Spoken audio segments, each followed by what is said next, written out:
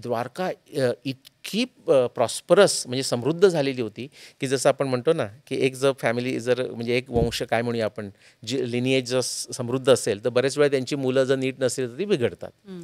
तसं पूर्ण यदुवंशाचं झालेलं आहे, की त्यांच्यामध्ये उन्मत्तपणा आला आणि ते कृष्ण बघतायत. पण त्याच्यामध्ये जो आपल्याला भगवद्गीतेत सांगितलेला जो डिटॅचमेंट आहे ना, ती सुद्धा त्यांनी बाळगली. आणि मग त्यांनी सांगायचा प्रयत्न केला आणि मग जेव्हा ते झालं नाही, ते एकमेकालाच ते मारायला लागले. ते म्हणले, दुसऱ्या कोणीतरी येण्यापेक्षा मीच तो वंशज संपवतो. हं. आणि त्यांनी असं सांगितलं, त्यांनासुद्धा कळलं, कशामुळे आपल्याला माहिती नाही, त्यांचा तोही अभ्यास असणार, की त्यांची जी द्वारका आहे, ती आता समुद्राच्या पाण्यानं अचानक जाणार ती.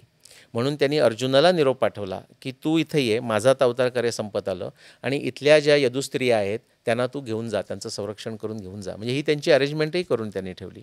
आणि शेवटी शांत मनानं म्हणजे थोडंसं उद्विग्न होऊन म्हणूया आपण, पण ते बाहेर गावाच्या बाहेर जाऊन म्हणजे द्वारकेच्या बाहेर जाऊन बसले होते आणि त्यावेळी त्यांना तो बाण लागला.